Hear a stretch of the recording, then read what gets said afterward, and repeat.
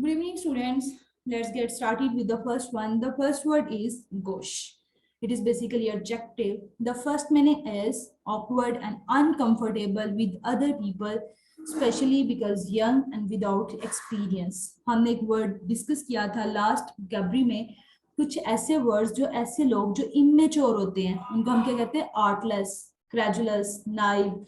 Second क्या है? Introvert personalities. कुछ लोग होते हैं जो अकेले रहना पसंद करते हैं, फैमिली में या सोशल होना पसंद नहीं करते.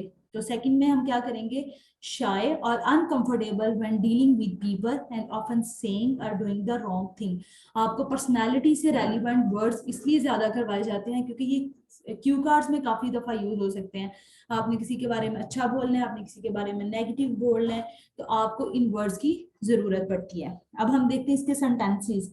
कुछ ऐसे लोग होते हैं जैसे वो ग्रेसलेस होते हैं, ऑकवर्ड होते हैं, आप कहते हैं अनकल्चर्ड होते हैं, अनकल्टिवेटेड, वर्डी एक्सप्रेशंस यूज करते हैं, जो टू द कॉन्टेक्स्ट बात करनी होती है वो उसमें बात नहीं करते, बड़ी बड़ी बातें करते हैं, जानबूझ के शोर करना. तो इस तरह ना आप उनके बारे में कह सकते हैं.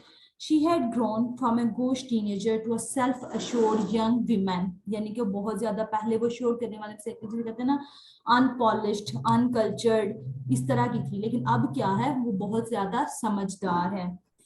सेकंड क्या है? ये बहुत ऑकवर्ड लगता है कि पार्टी अगर आज शाम को 6 बजे और आप 2 दिन पहले वहां पे पहुंचे तो कुछ चीजें ऐसी होती हैं वो एट द स्पॉट या ऑन द टाइम ही अच्छी लगती हैं. It was gauche to invite them just 2 days before the party. अब आपने इसको किस तरह यूज करना है?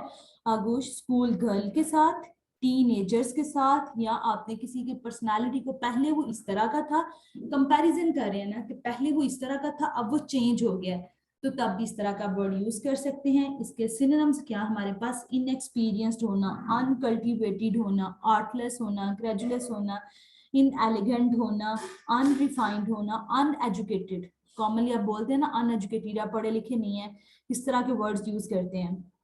तो वहां पे भी आप इसके कंपैरिजन में क्या कह सकते हैं? गौश. आज का फर्स्ट वर्ड हमने डिस्कस किया गौश. ये क्या है? Basically adjective. मीनिंग क्या है इसका? Awkward, graceless, artless, inexperienced. आप लोग भी अपने पास नोट करेंगे. इनएक्सपीरियंस्ड. इसके अलावा आप कह सकते हैं अनपॉलिश्ड, या आप कह सकते हैं अनकल्टिवेटेड. जैसे कहते हैं ना सिविलाइज्ड नहीं है, तमीज नहीं है इसमें, अनकल्टिवेटेड. या आप कह सकते हैं uncultured.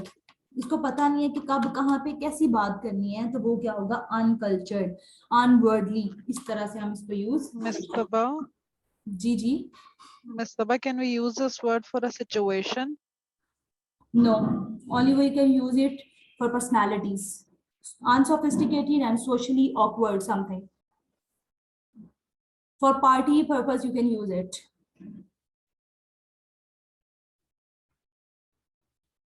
The first meaning for personality, when dealing with people, shy, something like that. The second is awkward and uncomfortable with other people. Mostly we use it for personalities, but for some reasons you can use it for party reasons, or you can say that for socially awkward things.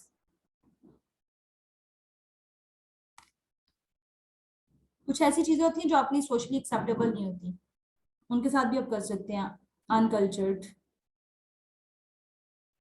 The next word is genteel. Genteel कहते हैं characterized by exaggerate कर देना किसी बात को, और affected politeness. आप किसी के साथ बहुत ज्यादा रिस्पेक्टेबिलिटी के साथ बात कर रहे होते हैं, affected होना, politeness, refinement, इस तरह करना.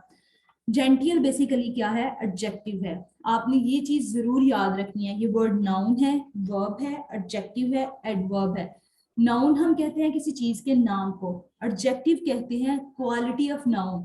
आप जैसे कहते हैं ना किसी चीज की क्वालिटी बता रहे हैं, तो जब आप नाउन की क्वालिटी बताएंगे तो वो होगा एडजेक्टिव. ज्यादातर एडजेक्टिव जो है ना वो नाउन के साथ ही मोस्टली आते हैं. नेक्स्ट वर्ड जो हमारे पास होते हैं वो है वर्ब. वर्ब होते हैं बेसिकली कोई एक्शन. जब वर्ब के एक्शन स्पीड से काम हो रहा है, स्लोली काम हो रहा है, तो तब आप क्या करेंगे, एडवर्ब उसके साथ यूज करेंगे। वर्ब की क्वालिटी के लिए हम लोग यूज करते हैं एडवर्ब। तो जब आप लोग ये चीज अंडरस्टैंड करेंगे तो आप वर्ड ऑर्डर की गलती नहीं करेंगे, रन ऑन मिस्टेक्स नहीं करेंगे। तो प्लीज इन चीजों को जरूर याद रखें कि word as an adjective use होगा। The first meaning is typical of a high social class.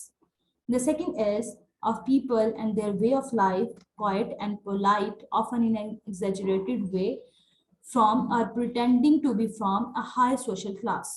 आपको लास्ट क्लास में भी मैंने एक वर्ड कराया था, प्रिटेंड करना, जानबूझ के एफिशिएंसी, प्रिटेंड करना, आप शो कर रहे हैं वो चीज जो आप में है नहीं है, प्रिटेंड करना। जेंटियल बेसिकली क्या है, वेल मैनर्ड होना, सोफिस्टिकेटेड होना। हम लोगों ने एक वर्ड लास्ट क्लास में एक पर्सनालिटी के लिए डिस्कस किया था, अर्बेन। आप क्या यूज करेंगे, सिविलाइज्ड। ऐसे लोग जो सिविलाइज्ड होते हैं आप उनके लिए क्या यूज करेंगे, अर्बेन, सिविलाइज्ड, कर्टियस, ग्रेशियस। तो उनके साथ आप ये जेंटियल भी यूज कर सकते हैं। अब हम इसके सेंटेंसेस देखते हैं। हर जेंटियल एक्सेंट इरिटेटेड मी। समटाइम कोई जानबूझ के साथ वो इतना अच्छा होता नहीं है, लेकिन जानबूझ के एक्सेंट ऐसे शो करना, बहुत लविंग है, बहुत केयरिंग है, तो वो क्या समटाइम आपको इरिटेट करता है। आपको पता है कि ये रियल लाइफ में ऐसे नहीं है, बस प्रिटेंड कर रहा है इस तरह ना। तब आप ये यूज कर सकते हैं। जेंटियल एक्सेंट हो सकते हैं, जेंटियल मैनर्स हो सकते हैं, जेंटियल जो है ना, आप एग्जैजरेटेड पोलाइटनेस के साथ इसको यूज करेंगे। When in company, they affected genteel table manners. Genteel manners हो सकते हैं, जेंटियल पॉवर्टी हो सकती है, या आप किसी जेंटियल एक्सेंट के साथ यूज करेंगे। सिनोनिम्स हमारे पास क्या है, refined, polite and well mannered. आज का जो सेकंड वर्ड हमने डिस्कस किया वो है जेंटियल। जेंटियल बेसिकली है एडजेक्टिव। ये क्या होता है, कल्टिवेटेड, आप कल्चर्ड होते हैं, सिविलाइज्ड होते हैं। जैसे मैंने आपको बताया अर्बेन, ये अपने पास नोट करें, अर्बेन का वर्ड, ये आपने अच्छे लोग, जो पर्सनालिटीज, कोई ऐसे लोग जो आप जिंदगी में जिससे मिले आपको बड़ा अच्छा लगा, या पर्सनालिटीज से रेलिवेंट कोई क्यू कार्ड आएगा, तो वहां पे अर्बेन, डेक्ट्रस, सगेशियस, इस तरह के वर्ड्स आप यूज कर सकते हैं। अर्बेन बेसिकली क्या है, सिविलाइज्ड होना, स्टाइलिश, कर्टियस, बहुत ज्यादा खुश अखलाक आप कह रहे हैं, एलिगेंट, या आप कह दें डिग्निफाइड, सिविलाइज्ड, ग्रेशियस, इसके रिस्पेक्टेबल, ये आप यूज कर सकते हैं।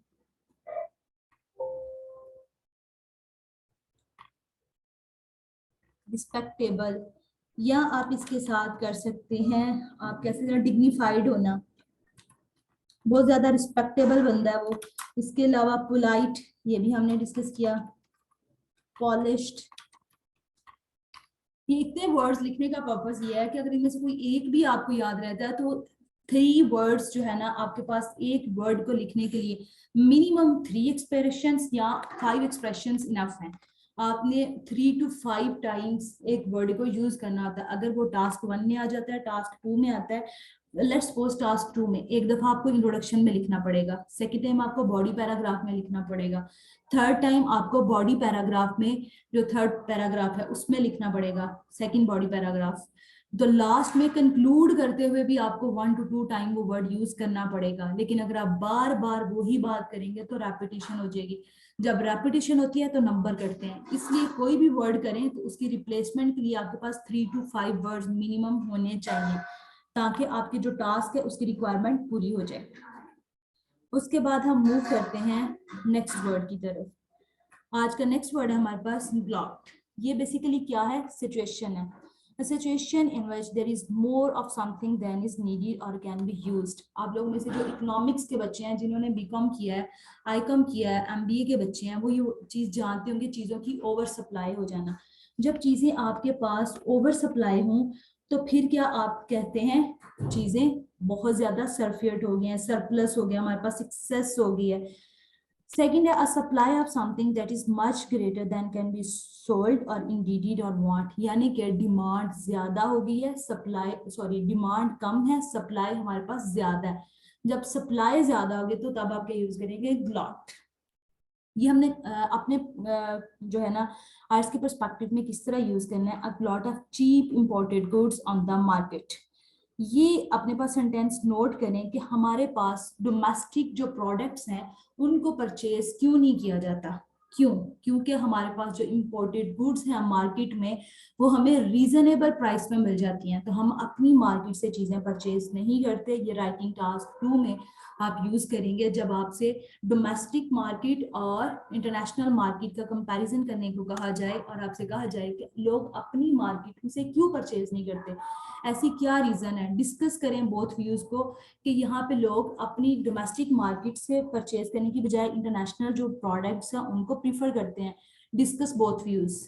तब आपने ये एक रीजन मेंशन करनी है कि उनकी जो प्रोडक्ट्स हैं वो नो डाउट लोग स्टेटस कॉन्शियस भी होते हैं। एक वर्ड है हमारे पास ऑस्टेंटेशियस लाइफस्टाइल, ठीक है, आप ये भी मेंशन कर सकते हैं इसी ऐसे को लिखते हुए। सेकंड आप रीजन मेंशन कर सकते हैं कि lot of cheap imported goods on the market जो है ना उनकी अवेलेबिलिटी ज्यादा है, उनकी प्राइस कम है, क्वालिटी अच्छी है, तो लोग इसलिए परचेज करते हैं। ये आप रीजन मेंशन कर सकते हैं वहां पे।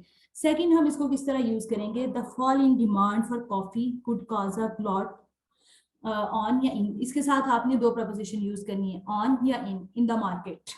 यहाँ पे समटाइम वो कहते हैं कि हमारी जो लेट्स सपोज आजकल वो कहते हैं कि इस चीज की प्राइसेस जो है ना ये इस चीज की डिमांड कम हो गई है, तो आप क्या कहेंगे कि वो ओवर सप्लाई है।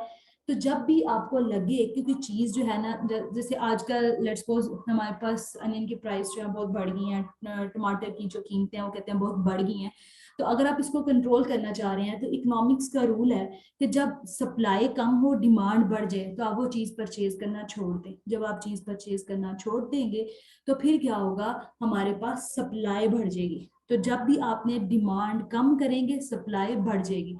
तो जब भी किसी चीज की डिमांड कम होगी तो वो ओवर सप्लाई करेगी मार्केट में, ग्लट ऑफ समथिंग। या आप इसको ग्रेजुएट्स के साथ भी कर सकते हैं। हम कहते हैं हमारे पास आजकल ग्रेजुएट्स बहुत ज्यादा है, हमारे पास R&D कहते हैं कि मतलब हर बच्चा टॉप कर रहा है, हर बच्चा इतना अच्छा परफॉर्म कर रहा है, तो हमारे पास फिर साइंटिस्ट क्यों नहीं है, हमारे पास रिसर्च क्यों नहीं है, हमारे पेपर्स इंटरनेशनल जर्नल्स में क्यों पब्लिश नहीं हो रहे, हम लोग रिसर्च में इतना आगे क्यों नहीं जा रहे, बाकी कंट्रीज में इतना काम हो रहा है, हमारे इंजीनियर्स हमारे मेडिकल के बच्चे हमारे रिसर्चर्स साइंटिस्ट क्या कर रहे हैं।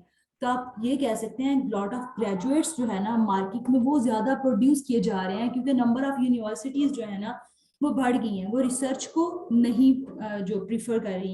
हमारे पास रिसर्च प्रोग्राम्स पे ये R&D पे इतना ज्यादा जो है ना स्पेंडिंग्स नहीं की जा रही। तो ये भी हमारे पास टास्क 2 में एक ऐसे है, वहां पे भी आप यूज कर सकते हैं कि लॉट ऑफ ग्रेजुएट्स है एक चीज। इसके अलावा आप इसको और कहाँ पे यूज करेंगे, अनएम्प्लॉयमेंट और एम्प्लॉयमेंट का हमारे पास है।